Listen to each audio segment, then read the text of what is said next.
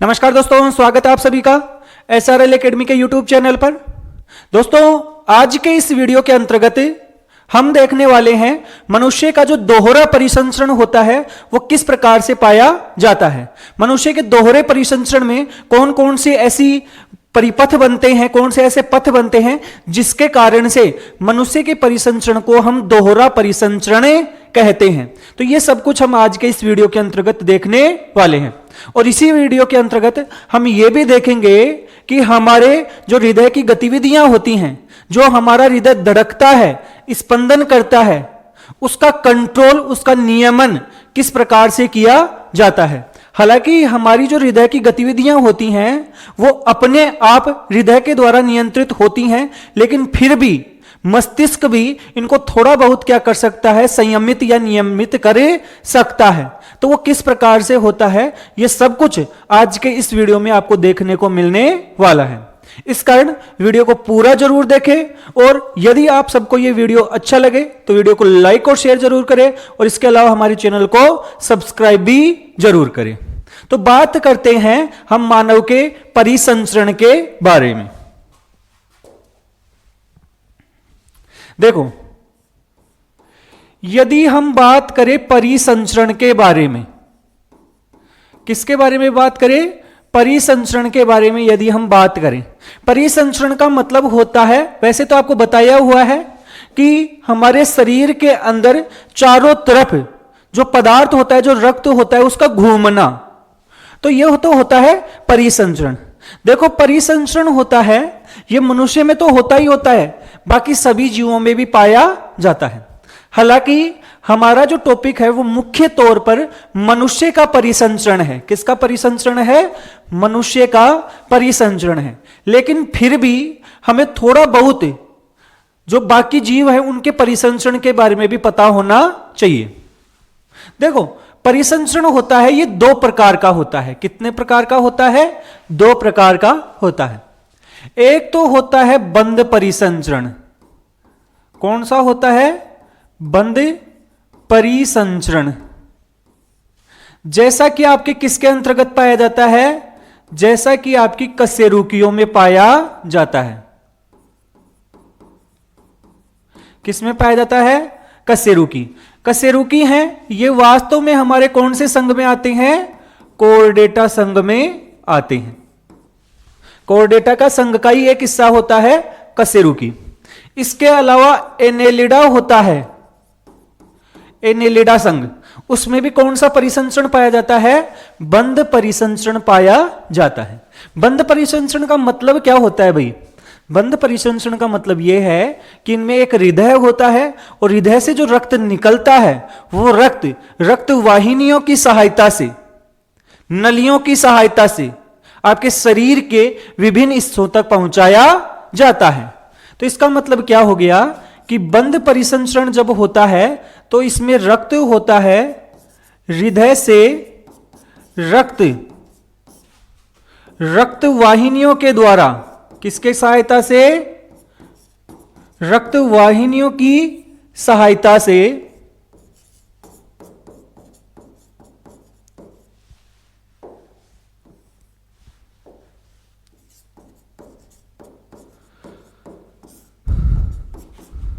पूरे शरीर तक, पूरे शरीर की कोशिकाओं तक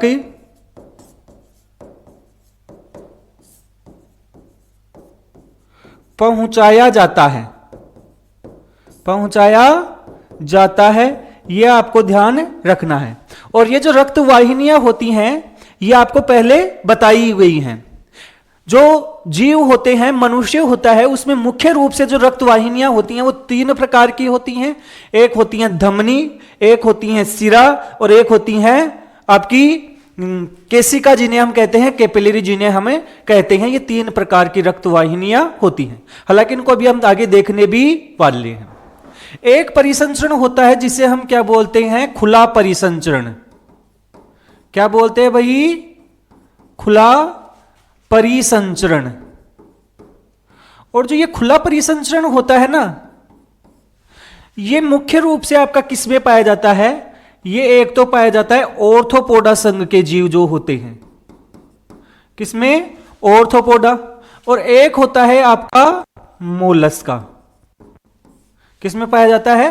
ऑर्थोपोडा और मोलस्का संघ के जो जीव होते हैं उनमें ये खुले प्रकार का परिसंचरण पाया जाता है। ऑर्थोपोडा में आपको सबको पता होगा, जो ये कीट वगैरह आते हैं, मक्खी मच्छर, आपका जो भी कॉकरोच वगैरह, ये सारे के सारे ऑर्थोपोडा में आते हैं।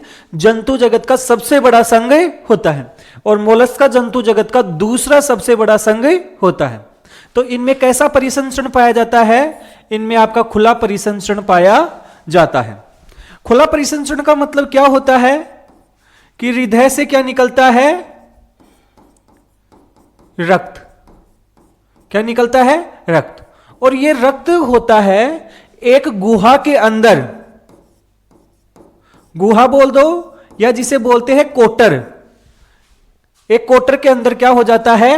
भर जाता है, भरे जाता है। और इसके बाद में जो अंग होते हैं और जो उत्तक होते हैं वे इस रक्त में डूबे रहते हैं, उसके अंदर डूबे रहते हैं और जो भी इनकी जरूरत है वो रक्त से प्राप्त करते हैं और जो अपशिष्ट पदार्थ होते हैं वो रक्त के अंदर छोड़ देते हैं। तो इस प्रकार के परिसंचरण को हम कहते हैं खुला परिसंचरण। हालांकि ये जो टॉपिक है, ये बातें जो हमने देखी हैं, ये मनुष्य से संबंधित नहीं है। मनुष्य के संबंधित आपको एक बात याद रखनी है कि मनुष्य में किस प्रकार का परिसंचरण पाया जाता है? मनुष्य में बंद परिसंचरण पाया जाता है। कहने का मतलब यह हो गया कि हमारे शरीर के अंदर जो रक्त होता है वो हृदय से निकलता है और रक्त वाहिनियों की सहायता से, अर्थात धमनी, सिराओं और केशिकाओं की सहायता से प्रत्येक अंग तक पहुंचता है और वहां से उसको वापस इकट्ठा किया जाता है। यह आपको ध्यान रखना है। चलो आगे देखो।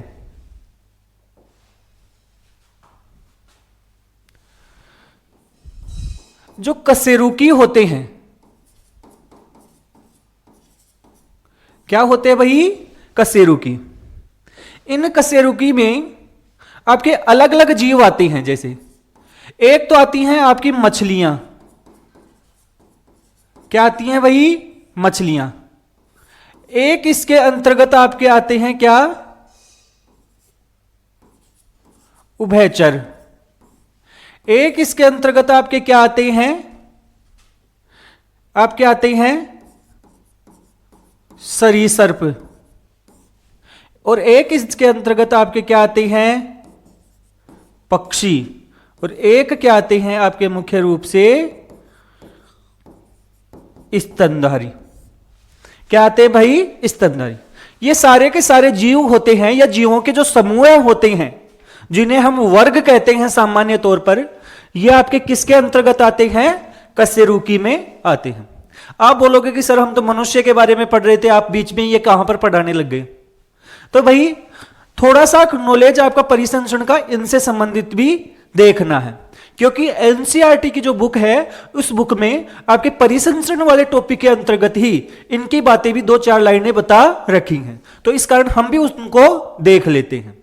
तो देखो, मछलियां जो होती हैं, कौन से जीवों की बात हो रही है? मछलियां। और ये जो मछलियां होती हैं इनका जो हृदय होता है, मछलियां होती हैं इनका हृदय जो होता है वो आपका 2 कोष्ठक का होता है।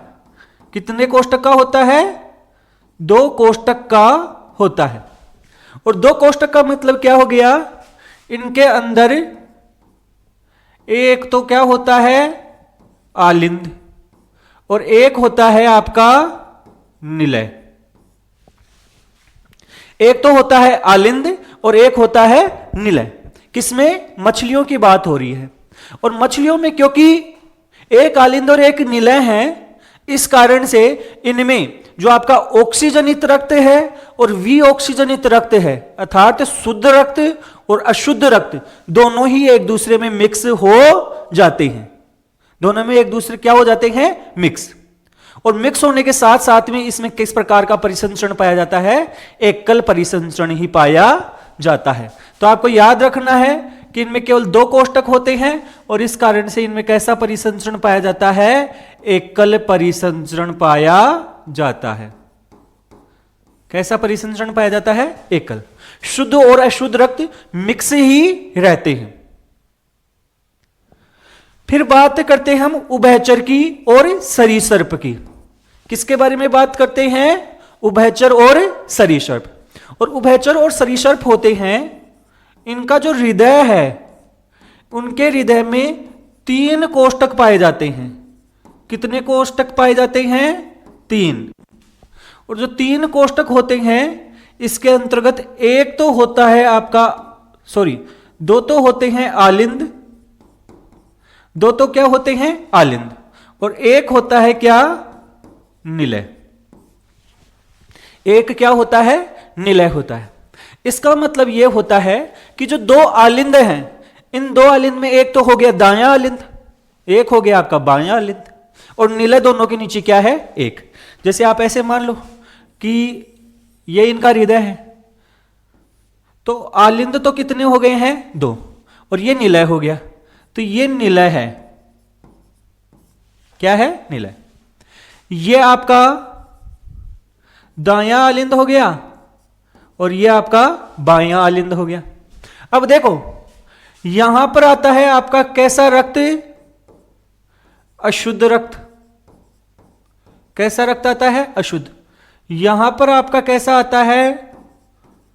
शुद्ध रक्त। और दोनों फिर मिक्स होकर इसमें आ जाते हैं। किस में आ जाते हैं? आपके निलय में। अर्थात शुद्ध रक्त, सॉरी, अशुद्ध रक्त और शुद्ध रक्त दोनों, अर्थात इसमें रक्त होता है, यह कैसा हो जाता है? मिक्स हो जाता है। कैसा हो जाता है? मिक्स हो जाता है, एक दूसरे में मिले जाता है। तो यहां पर देखो, आज 2 अलग अलग जगह से रहा है, लेकिन मिक्स एक ही जगह पर हो गया। इस कारण यहां पर जो परिसंचरण पाया जाता है, इसे बोला जाता है अपूर्ण दोहरा परिसंचरण। क्या पाया जाता है भाई?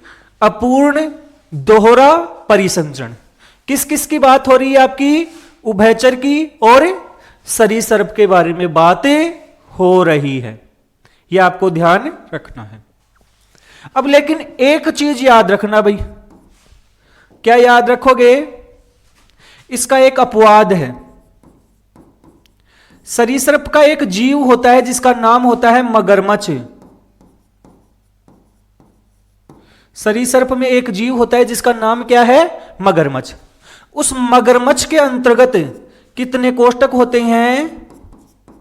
उसके हृदय के अंतर्गत कितने कोष्ठक पाए जाते हैं? 4 कोष्ठक पाए जाते हैं। कितने पाए जाते हैं? 4। इस कारण उसमें 2 आलिंद और 2 निलय होते हैं। इसके अलावा आपको याद रखना है कि जो पक्षी वर्ग है और जो स्तनधारी वर्ग है, कौन कौन से वर्ग हो गए? पक्षी और स्तनधारी। इनका जो हृदय होता है, पक्षी और स्तनधारी का जो हृदय होता है, इसमें कितने कोष्ठक होते हैं? 4 कोष्ठक पाए जाते हैं। कितने पाए जाते हैं? 4। और ये जो 4 होते हैं, इसमें से 2 तो होते हैं आलिंद, 2 तो क्या होते हैं? आलिंद, और 2 होते हैं क्या? निलय। 2 होते हैं क्या? निलय। अब कैसे कैसे होते हैं यह हालांकि हमने पढ़ा हुआ है। मनुष्य के शरीर के अंतर्गत जो हृदय पाया जाता है, इसके अंतर्गत आपके क्या पाए जाते हैं? 2 आलिंद और 2 निलय। यह हमने देखा हुआ है। तो वो मनुष्य स्तनधारी तो है। मनुष्य क्या है? स्तनधारी।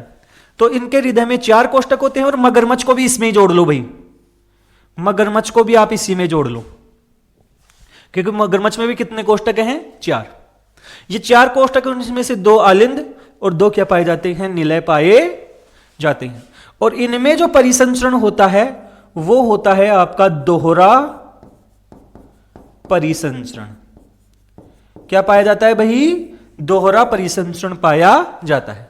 और ये इन जीवों की सबसे मुख्य क्या होती है? विशेषता होती है। तो अगर मैं आपको एकदम शॉर्ट के अंदर बताऊं कि इन जीवों में क्या क्या होता है, तो देखो, अगर मैं शॉर्ट में अब बात करूं तो क्या बोलूंगा कि जो मछलियां होती हैं उन मछलियों में हृदय के अंदर केवल 2 कोष्ठक पाए जाते हैं, जिसमें से एक आलिंद और एक निलय होता है, और इस कारण उनका परिसंचरण होता है वो एकल परिसंचरण होता है। जबकि उभयचर और सरीसृप वर्ग के जो जीव होते हैं, इनके हृदय में 3 कोष्ठक होते हैं, जिसमें से 2 आलिंद होते हैं, एक निलय होता है, और इनमें क्या होता है कि अपूर्ण दोहरा परिसंचरण पाया जाता है। जबकि आपका जो सरीसृप का एक जीव है जिसका नाम है मगरमच्छ, इसके अलावा पक्षी वर्ग और इसके अलावा स्तनधारी वर्ग, उनमें क्या होते हैं, हृदय के अंतर्गत 4 कोष्ठक होते हैं, जिसमें से 2 आलिंद होते हैं और 2 निलय होते हैं, और उनके अंदर आपका दोहरा परिसंचरण पाया जाता है। यह आपको ध्यान रखना है। अब बात करते हैं हम दोहरे परिसंचरण के बारे में, जो कि आपका किसमें पाया जाता है, मनुष्य में पाया जाता है। तो चलो देखो, मनुष्य में दोहरा परिसंचरण,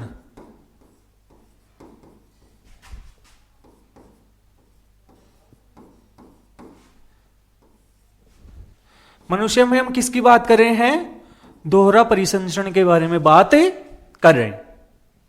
देखो क्या होता है, हम बात करें तो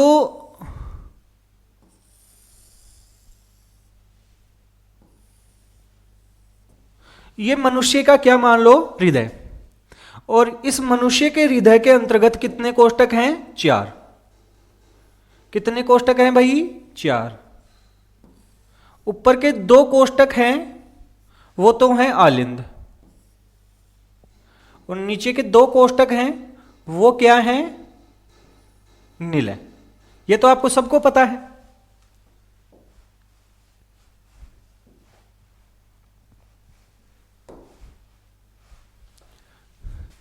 ये तो है हमारा क्या, दायां आलिंद, ये क्या है आपका, बायां आलिंद, ये है दायां निलय, और ये है आपका बायां निलय। ठीक है कि नहीं है। यहां पर जो रक्त आता है, यहां पर जो रक्त आ रहा है वो किसके द्वारा आ रहा है, ध्यान से सुनो, वो आ रहा है आपकी किसके द्वारा, महाशिरा के द्वारा। अर्थात महाशिरा के द्वारा आपका रक्त होता है, किसमें आता है, दाएं आलिंद में आता है। कहां आता है, दाएं आलिंद में।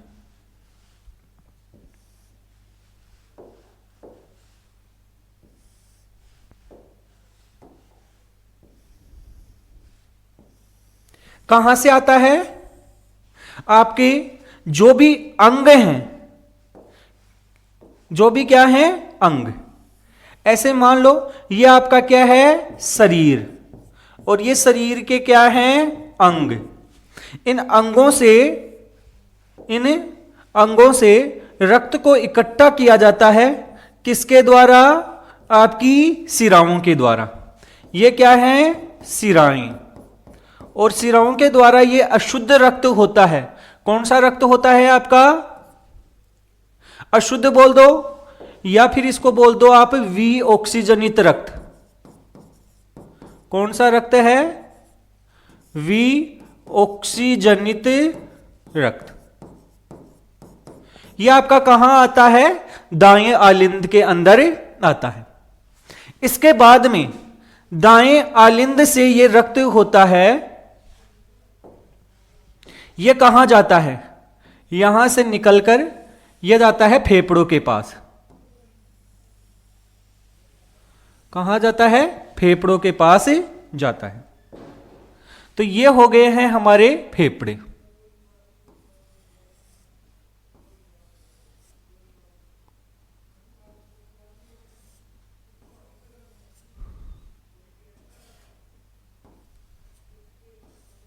ये हो गए हमारे क्या, फेफड़े। ये फेफड़े हैं, और फेफड़ों के पास क्यों जाता है भाई, क्योंकि ये कैसा रक्त है, वी ऑक्सीजनित रक्त है। इसमें ऑक्सीजन की मात्रा क्या है? कम। और ऑक्सीजन हमारा कहां पर उपलब्ध है? फेफड़ों के पास ही तो उपलब्ध है। तो फेफड़ों के पास जाता है और फेफड़ों से इसमें क्या हो जाता है? ऑक्सीजन मिक्स किया जाता है। ऑक्सीजन कहां से मिलता है इसको? फेफड़ों से ही मिलता है। फेफड़ों के पास चला गया, ऑक्सीजन ले लिया, तो ऑक्सीजन ले लिया तो इसके बाद में ये रक्त वापस आता है। ऑक्सीजन लेने के बाद में ये रक्त क्या करता है? यहां से वापस आता है और कहां पर आ जाता है आपका? बाएं आलिंद में। कहां पर आ जाता है भाई? बाएं आलिंद के अंदर आ जाता है। यह रक्त कैसा है आपका? ध्यान से सुनना। यह है आपका ऑक्सीजनित रक्त। कौन सा है? ऑक्सीजनित रक्त। किसके द्वारा आया है? यह आया है आपका फुफ्फुसीय सिरा के द्वारा। किसके द्वारा आया है? फुफ्फुसीय सिरा के द्वारा। यहां से यह गया किसके द्वारा था? फुफ्फुसीय धमनी के द्वारा। किसके द्वारा गया था? फुफ्फुसीय धमनी के द्वारा। अब देखो आपका ऑक्सीजनित रक्त किस में आ गया है? आपके बाएं आलिंद में। बाएं आलिंद से यह कहां आ जाएगा? बाएं निलय में। और बाएं निलय से यह किस में जाएगा? आपका कहां जाएगा? महाधमनी में। कहां जाएगा भाई? महाधमनी। और महाधमनी से बाद में किस में जाएगा? धमनी में। और धमनी से बाद में किस में जाएगा? आपकी छोटी छोटी धमनियों में। और छोटी छोटी धमनियों से अल्टीमेटली कहां पहुंच जाएगा? आपके शरीर के जो भी अंग हैं वहां तक ये पहुंचे जाएगा। और ये क्या बन जाएंगे? आपकी केशिकाएं। तो इसमें कैसे कैसे रखता है? ध्यान से देखो भाई। ये आपकी यहां से निकली थी क्या? महाधमनी। ये क्या थी? महाधमनी। ये फिर क्या हो गई? छोटी धमनी। कैसा रक्त है? ऑक्सीजनित रक्त है। कैसा रक्त है? ऑक्सीजनित। और ये कहां पहुंच जाता है? आपके अंगों तक पहुंचे जाता है। तो इस प्रकार से मनुष्य के शरीर के अंतर्गत पूरी परिसंचरण की व्यवस्था पाई जाती है। कैसे पाई जाती है? कि आपकी महाशिरा के द्वारा तो आपके दाएं आलिंद में रक्त आता है, और फुफ्फुसीय शिरा होती है उसके द्वारा कहां आता है? बाएं आलिंद में आता है। वहां से जाता है आपका किसमें? निलियों के अंतर्गत। निलियों में आपके दाएं निले से निकलकर तो किसमें जाता है? आपके फेफड़ों में। कहां जाता है? फेफड़ों में। किसके द्वारा? फुफ्फुसीय धमनी के द्वारा। और आपके बाएं निले से महाधमनी, और महाधमनी से भी छोटी शाखाएं बनती जाती हैं और अल्टीमेटली कहां पहुंच जाती हैं? आपकी कोशिकाओं तक। तो जब आपका हृदय से एक बार रक्त निकलता है, हृदय से एक बार रक्त निकलता है, तो वो अंग तक पहुंचने में, मान लो आप यहां से रक्त चला, हमारा रक्त को इकट्ठा किया, तो रक्त को इकट्ठा किया तो आपका पहले कहां गया? हृदय में। हृदय के अंतर्गत दाएं आलिंद में, फिर दाएं निलय में, वहां से फिर कहां गया? फेफड़ों में। फेफड़ों से फिर वापस कहां आया? हृदय में। और वहां से फिर वापस कहां आया? अंग में। कहने का मतलब अंग से चलकर अंग तक वापस रक्त आने में हमारा रक्त दो बार, कितनी बार? दो बार फेफड़ों के अंदर गया, वो सॉरी हृदय के अंतर्गत गया है। किसी अंग से चलकर हमारा रक्त जब हृदय में गया और हृदय से वापस जब अंग तक आएगा तो उस समय आपका दो बार आपका कहां जाता है? हृदय में। और इसी कारण से इस परिसंचरण को क्या कहा जाता है? दोहरा परिसंचरण कहा जाता है। क्या कहा जाता है भाई? दोहरा परिसंचरण। क्योंकि रक्त होता है दो बार हमारे हृदय के अंतर्गत जाता है। एक बार तो यहां पर, इसे हम क्या बोल सकते हैं? पहला चक्र तो यहां पूर्ण करता है, जिसे हम बोल सकते हैं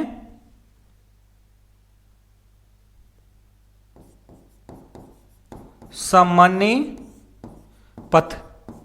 एक चक्कर तो यहां लगा रहा है हृदय से, ये वाला चक्र, और एक चक्कर यहां पर लगा रहा है, जिसे हम क्या बोल सकते हैं?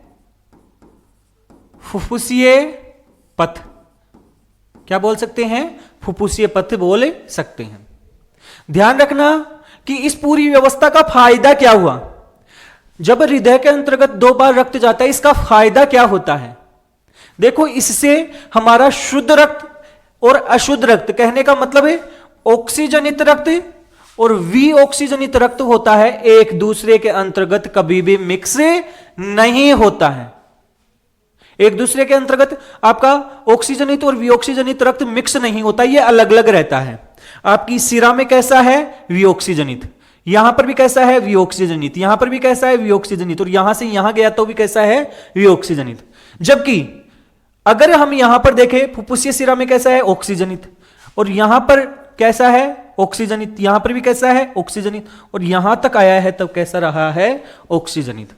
तो दोहरे परिसंचरण के कारण से हमारे शरीर के अंतर्गत ऑक्सीजनित और विऑक्सीजनित जो रक्त होता है, ये एक दूसरे के अंतर्गत मिक्स नहीं होते हैं, ये अलग अलग बने रहते हैं। यही आपके दोहरे परिसंचरण का क्या होता है, महत्व होता है। आपको ध्यान रखना है, आपको एग्जाम में पूछा जा सकता है कि दोहरे परिसंचरण से क्या फायदा है, तो आपको बताना है कि इससे ऑक्सीजनित और विऑक्सीजनित रक्त होता है, वो एक दूसरे के अंतर्गत मिक्स नहीं होता है। यह आपको ध्यान रखना है। तो यह हमारा दोहरा परिसंचरण हो गया है। इसका वैसे डायग्राम भी दिखा सकता हूं मैं आपको, यह तो हमने खुद ने बनाया है, बाकी अगर यह वाला डायग्राम आप देखना चाहो तो देख सकते हो।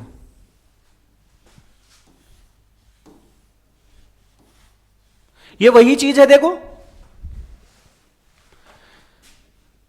जो हमारी फुफ्फुसीय धमनी है वो आपके रक्त को यहां से लेकर जा रही है, फेफड़ों के पास जा रहा है, फेफड़ों से आपका फुफ्फुसीय सिरा के द्वारा इसमें आ रहा है, और इसके बाद में ये देखो धमनी के द्वारा आपके कुछ शरीर के विभिन्न अंगों तक आ रहा है, और वापस क्या किया जा रहा है, इकट्ठा किया जा रहा है। तो ये वैसे डायग्राम है, और ये हमने खुद ने डायग्राम बनाया है। अब देखो एक बात और सुनो भाई, इसको तो हटा देते हैं भाई।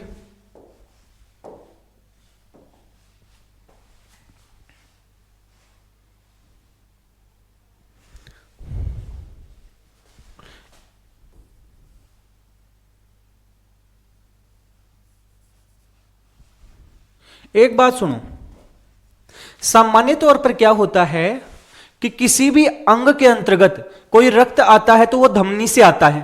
किससे आता है, धमनी से। और बाद में जो विऑक्सीजनित रक्त होता है वो वहां से निकलता है, किसके द्वारा, सिराओं के द्वारा, और सिराओं के द्वारा अल्टीमेटली वो महासिरा के द्वारा कहां पहुंच जाता है, हमारे हृदय में पहुंच जाता है। इस प्रकार से नॉर्मल सिस्टम पाया जाता है। लेकिन हमारा जो आंत होती है, जैसे मान लो ये अंग में आ रहा है, वैसे ही एक अंग होगा हमारी क्या, आंत। क्या होगी, आंत। आंत भी तो हमारा एक अंग है। ये रक्त होता है, मान लो इस धमनी की एक धमनी यहां पर आ गई, कहां पर, आंत में। कहां पर आ गई है भाई, आंत में, और रक्त ले लिया। ये क्या थी भाई, धमनी। रक्त कहां पर पहुंच गया, आंत में। आंतों को रक्त दे दिया।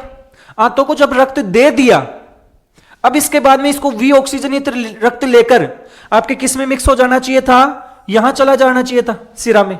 लेकिन ऐसा नहीं होता है। यह सिरा में जाने से पहले एक और काम करके जाती है, और वो काम क्या है कि यहां आंतों से जो भी सिरा निकलेगी, क्या निकलेंगी, सिराएं निकलेंगी। वो क्या करेंगी, एक सिरा बनाती हैं, और यह सिरा होती है आपकी पहले कहां जाने से पहले, आपकी सिराओं में मिलने से पहले कहां पर जाती हैं, लीवर के पास जाती हैं। कहां जाती हैं भाई, लीवर के पास।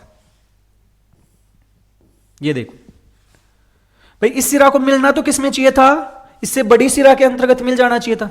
लेकिन आंत से निकलने वाली जो सिरा है पहले कहां पर जाती है, आपके यकृत में जाती हैं। कहां जाती है, यकृत अर्थात लीवर में। और इस सिरा को हम क्या कहते हैं, पोर्टल सिरा, या इसको मैं दोबारा लिख देता हूं, इसका नाम पूरा हिंदी ही लिख देता हूं,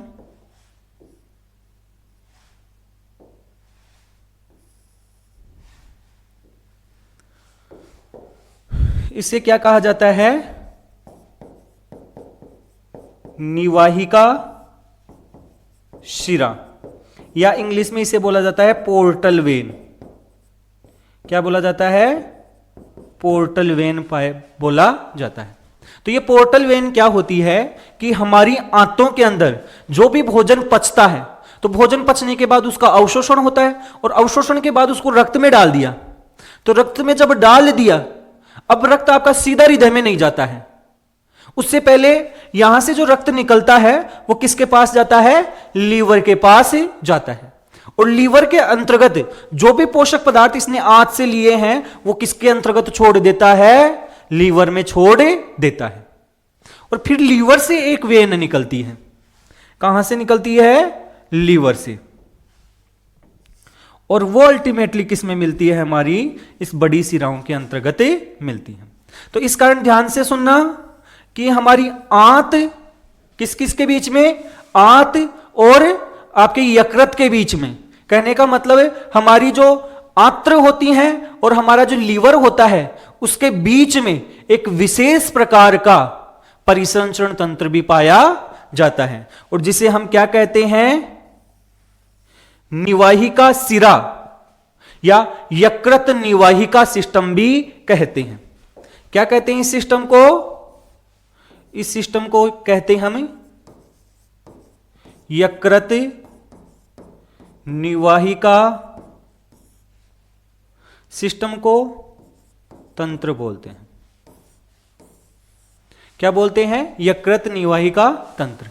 ये किस किस के बीच में पाया जाता है? ये पाया जाता है हमारे आंत और लीवर के बीच में। आपसे पूछ ले क्या होता है, तो आपको यह बताना है कि सामान्य तौर पर किसी भी अंग में रक्त आता है, एक धमनी के द्वारा होता है, और शिराओं के द्वारा उस रक्त को इकट्ठा करके आपकी बड़ी शिराओं तक पहुंचाया जाता है। लेकिन आंत में जो रक्त आता है और यहां से जो रक्त निकलता है शिराओं के द्वारा, वो सीधा आपकी बड़ी शिरा में नहीं जाता है। इससे पहले ये कहां पहुंचता है? लीवर में पहुंचता है। जो वेन लेकर जाती है उसे हम निवाहिका शिरा या पोर्टल वेन कहते हैं।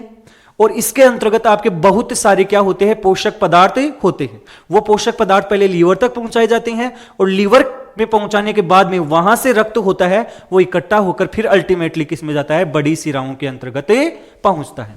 इस सिस्टम को हम क्या बोलते हैं? यकृत निवाहिका तंत्र कहते हैं, या हिपेटो पोर्टल सिस्टम कहा जाता है। हिपेटो मतलब लीवर के लिए, और पोर्टल मतलब पोर्टल वेन वाला हो गया, और सिस्टम का मतलब रक्त परिसंचरण से हो गया। तो यह आपको ध्यान रखना है। इसके अलावा एक सिस्टम और याद रखना, एक सिस्टम आपको और याद रखना है भाई।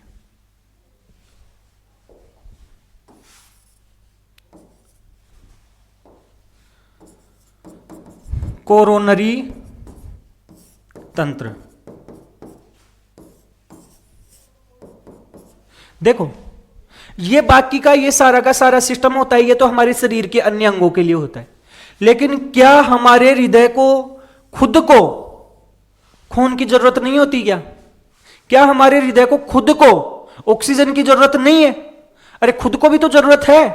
तो खुद की कोशिकाएं वहां तक भी तो रक्त पहुंचना चाहिए। तो हृदय की खुद की कोशिकाएं हैं, वहां तक रक्त को पहुंचाने के लिए ऐसे नहीं है कि हमारे हृदय के अंतर्गत खुद के अंदर खून भरा हुआ है तो वो तो वहीं से ले लेगा, वो वहीं से नहीं लेगा।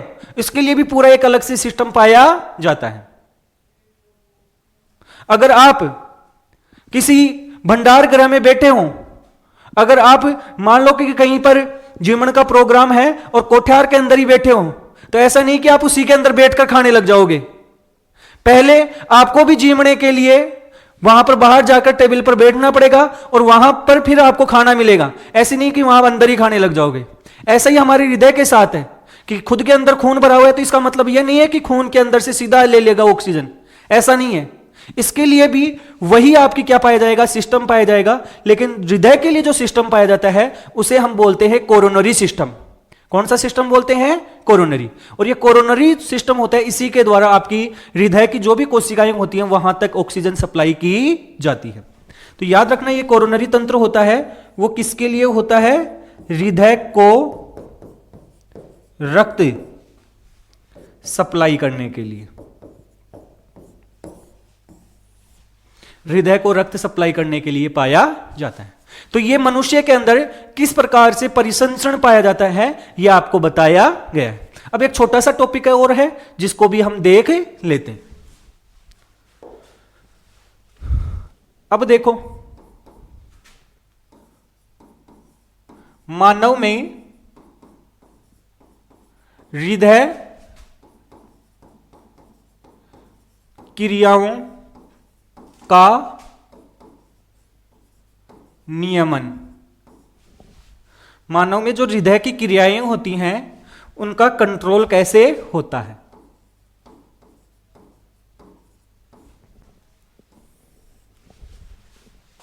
देखो, मानव का हृदय होता है, मानव का जो हृदय होता है वैसे तो इसके अंदर, खुद के अंदर अपने आप धड़कने की क्षमता पाई जाती है, स्व उत्तेजनशीलता पाई जाती है, इसकी गति होती है, इसको कंट्रोल करने का सिस्टम खुद के पास पाया जाता है। अर्थात इसके अंतर्गत खुद का काम कैसे करना है यह खुद के अंदर ही इसका सिस्टम पाया जाता है नॉर्मली। इसी कारण हृदय को हम क्या कहते हैं, मायोजेनिक कहते हैं।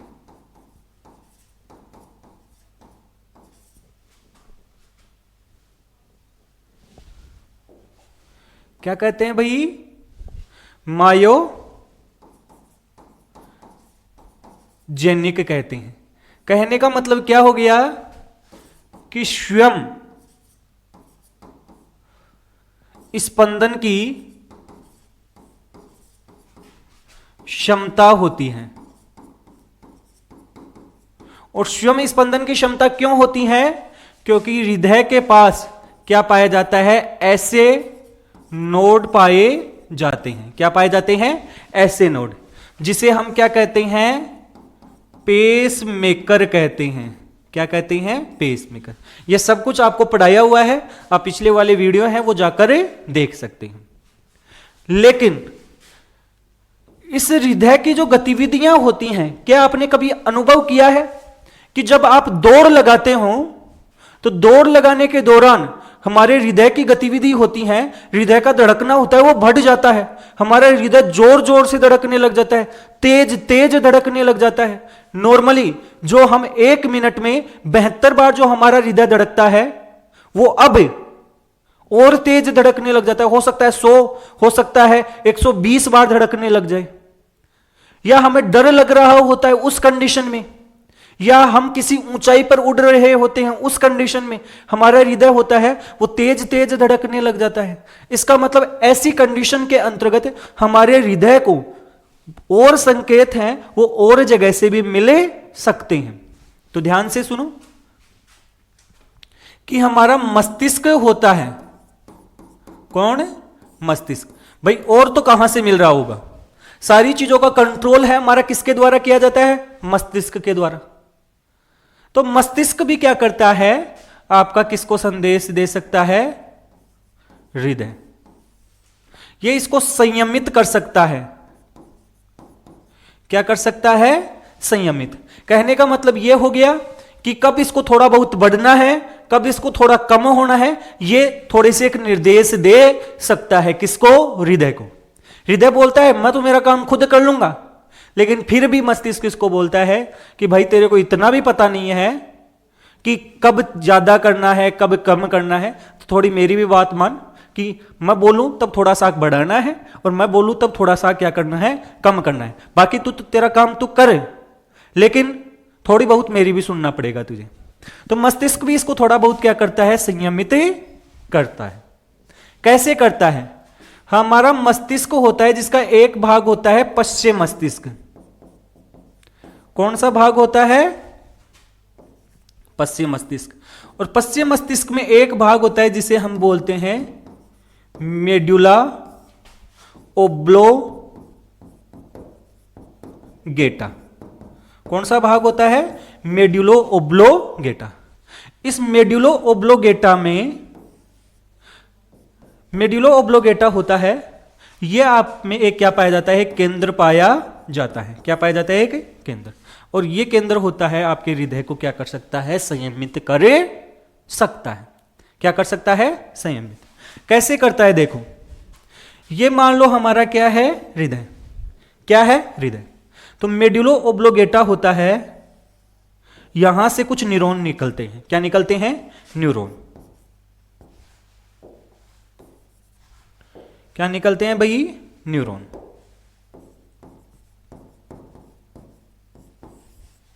और ये जो न्यूरॉन होते हैं ये हमारा एक सिस्टम बनाते हैं जिसे हम क्या बोलते हैं? अनुकंपी तंत्रिका तंत्र। क्या बनाते हैं भाई? अनुकंपी तंत्रिका तंत्र। अनुकंपी को इंग्लिश में बोला जाता है सिंपैथिक नर्वस सिस्टम। कौन सा बोला जाता है इसको? Sympathetic nerve system. तो यहां से कुछ न्यूरॉन निकलते हैं जो आपके हृदय को क्या करते हैं? हृदय की गतिविधियों को क्या कर देते हैं? बढ़ा देते हैं। हृदय की जो धड़कन है उसको बढ़ा देता है। कि मान लो आपको दौड़ लगा रहे हो या आपको कोई डर लग रहा है, उस कंडीशन में हृदय की धड़कन होती है वो बढ़ जाती है। क्यों भाई? क्योंकि हमारा मस्तिष्क में एक केंद्र है मेडुलो ओब्लोगेटा, और उस मेडुलो ओब्लोगेटा से एक सिस्टम एक्टिवेट हो जाता है जिसे हम क्या बोलते हैं? अनुकंपी तंत्रिका तंत्र अर्थात सिंपैथिक सिस्टम कहते हैं। और यहां से कुछ ऐसे रासायनिक पदार्थ होते हैं वो हृदय को छोड़े जाते हैं, हृदय के पास छोड़े जाते हैं, जिसके कारण से हृदय की जो धड़कन होती है अर्थात जो स्पंदन होता है ये क्या हो जाता है? बढ़ जाता है। तो याद रखना वो कौन सा सिस्टम होता है? अनुकंपी तंत्रिका तंत्र या सिंपैथेटिक सिस्टम। अब हमेशा बढ़ा हुआ ही थोड़ी रहना है। आप दौड़ लगा रहे हो, बढ़ गया, बढ़ा हुआ है, लेकिन थोड़े समय के बाद उसको वापस भी तो नॉर्मल करना है। 120 चला गया, उसको वापस भी तो 70-75 के आसपास लेकर आना है। तो फिर एक दूसरा न्यूरॉन भी यहां पर पाए जाते हैं। क्या पाए जाते हैं? दूसरे न्यूरॉन। वो भी आपके कहां से निकलते हैं? मेडुला से। और इस न्यूरॉन से जो सिस्टम बनता है उसे कहा जाता है परानुकंपी।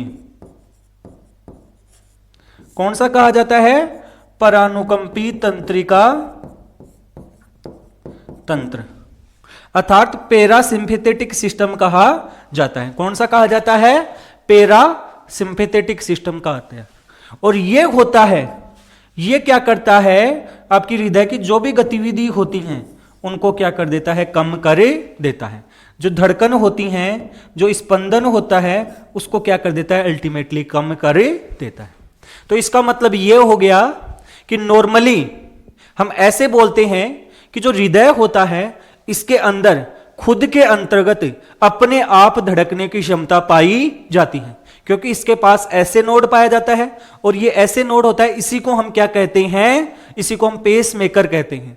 लेकिन हृदय की जो धड़कने की अर्थात स्पंदन की जो गति होती है उसको मस्तिष्क भी नियमित कर सकता है। जब हमें डर लग रहा होता है या जब हम दौड़ लगा रहे होते हैं या जब हम कहीं पर उड़ रहे होते हैं, उस कंडीशन में हमारी हृदय की धड़कन होती है वो बढ़ जाती है, क्योंकि हमारे मस्तिष्क का कौन सा हिस्सा, कौन सा तंत्र एक्टिवेट हो जाता है? अनुकंपी तंत्रिका तंत्र एक्टिवेट हो जाता है। और यह अनुकंपी तंत्रिका तंत्र होता है हृदय की धड़कन को बढ़ाता है। इसी प्रकार से जब नॉर्मल कंडीशन आती है उस स्थिति में परानुकंपी तंत्रिका तंत्र होता है, यह हमारी हृदय की जो गतिविधि है, स्पंदन है, उसको वापस सामान्य अवस्था में लाता है। तो यह तो हो गया हमारा मस्तिष्क के द्वारा। बाकी हार्मोन होते हैं। क्या होते हैं? हार्मोन।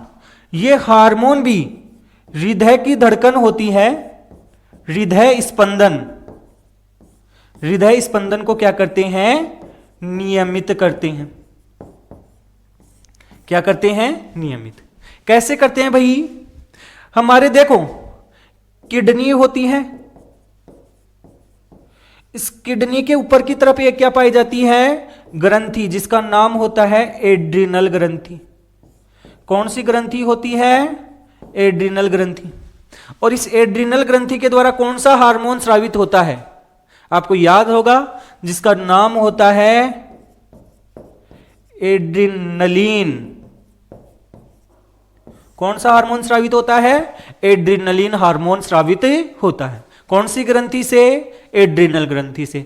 एड्रिनल ग्रंथि कहां पर पाई जाती है? आपकी किडनी के ऊपर टोपीनुमा संरचना के रूप में पाई जाती है। ये एड्रिनलिन हार्मोन भी हमारा किस अवस्था में स्रावित होता है? जब हमें डर लग रहा होता है, जब हम दौड़ रहे होते हैं, अचानक से मान लो आपके सामने सांप आ गया, आपकी हृदय की धड़कन एकदम से बढ़ जाती है। भाई क्यों बढ़ जाती है? एक तो देखो हमारा कौन सा सिस्टम एक्टिवेट हो जाता है? अनुकंपी तंत्रिका तंत्र, अर्थात आपका सिंपैथेटिक सिस्टम एक्टिवेट हो जाता है, वो बढ़ा देता है।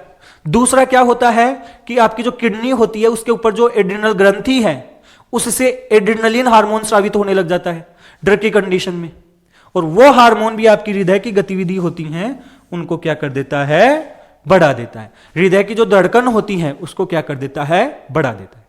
तो ये आपको ध्यान रखना है कि हमारी हृदय की जो गतिविधियां होती हैं, हृदय की जो स्पंदन होती हैं, इसको हमारे मस्तिष्क का मेडुला के अंदर भी प्रभावित करता है, नियमित करता है। इसके साथ साथ में हमारा एक हार्मोन होता है जिसे एड्रिनलिन हार्मोन कहते हैं, या जिसे ट्रिपल एफ हार्मोन कहते हैं, फियर फाइट फ्लाइट, वो हार्मोन भी कहा जाता है। यह भी आपका हृदय की गतिविधि को क्या करता है? कंट्रोल करता है।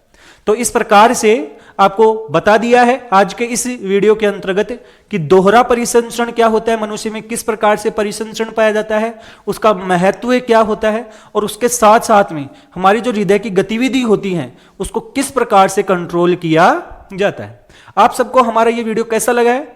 अगर अच्छा लगा है तो भाई कमेंट भी किया करो, वीडियो को लाइक भी किया करो, और साथ साथ में चैनल को सब्सक्राइब भी जरूर करें, क्योंकि